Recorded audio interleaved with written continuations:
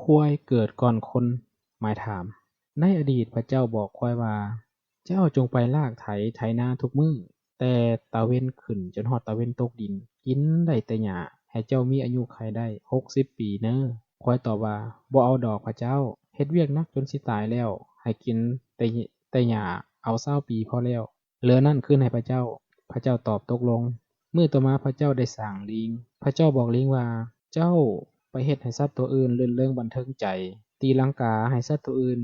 เบิ่ง กินได้แต่กล้วย ให้เจ้ามีอายุขัยได้20ปีเด้อ ลิงตอบพระเจ้าว่า ไปเฮ็ดให้สัตว์ตัวอื่นรื่นเริงบันเทิงใจ งานหนักปานนั้น เอา10ปีพอแล้ว เหลือนั้นคืนให้พระเจ้าซะ พระเจ้าตอบตกลง มื้อต่อมาพระเจ้าได้สร้างหมา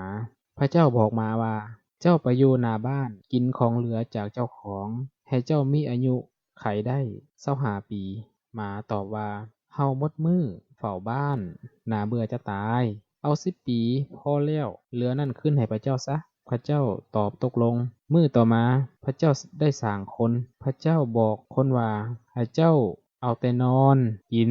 ลิ้น ท่องเที่ยว บ่ต้องเฮ็ดหยังเลย ให้มีความสุขกับชีวิต ให้เจ้ามีอายุขัยได้20ปีเด้อ คนตอบว่าชีวิตมีความสบายปานนั้น20ปีน้อยไปพระเจ้า พระเจ้าบ่ได้เว้าหยัง คนก็เลยดอดขึ้น เว้าต่อรองและทวงเอาความเป็นธรรม เอาแบบนี้เนาะ ควายคืนอายุไปให้พระเจ้าแล้ว40ปี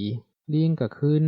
ไปให้พระเจ้าแล้ว10ปี และหมาคืนไปแล้ว10ปี ให้บวกทั้งหมดนี้ใส่กัน แล้วยกให้ข้าพเจ้าทั้งหมด ข้าพเจ้าก็จะมีอายุยืนได้ถึง80ปี พระเจ้าตอบตกลง ดังนั้นคนเลยกินข้าว ลิ้น ท่องเที่ยวเป็นเวลา20ปี และเฮ็ดเวียกปานควายเพื่อหาเลี้ยงครอบครัว ต่อมา10ปีก็เฮ็ดตัวเป็นลิง ลิ้นอยู่กับหลาน ให้หลานหัวขวัญสะอิกสะอ้อย ทำท่าต่างๆนานา เพื่อจะเป็นการเอาใจหลาน ให้หลานมีความรื่นเริงบันเทิงใจ ให้หลานมีความสุข ยามเห็นหลานยิ้มก็มีความสุขตาม และก็ใช้หลายๆกลสโลบาย หลายๆวิธีทางเพื่อจะเลี้ยงหลานให้สนุกสุขสบาย คือการเลี้ยงหลานเอาหลานนั่นเอง และสุดท้าย10ปีต่อมาคนเราไปไสบ่ได้ เฝ้าบ้านปานหมาตัวหนึ่ง ดังที่เราเห็นในปัจจุบันนี้ อันนี้ก็คือเรื่องราวของระหว่างควายเกิดก่อนคนหรือบ่เนาะ เพราะตามการสร้างหรือการไล่เลี้ยงมานี้ พระเจ้าจะสร้างควาย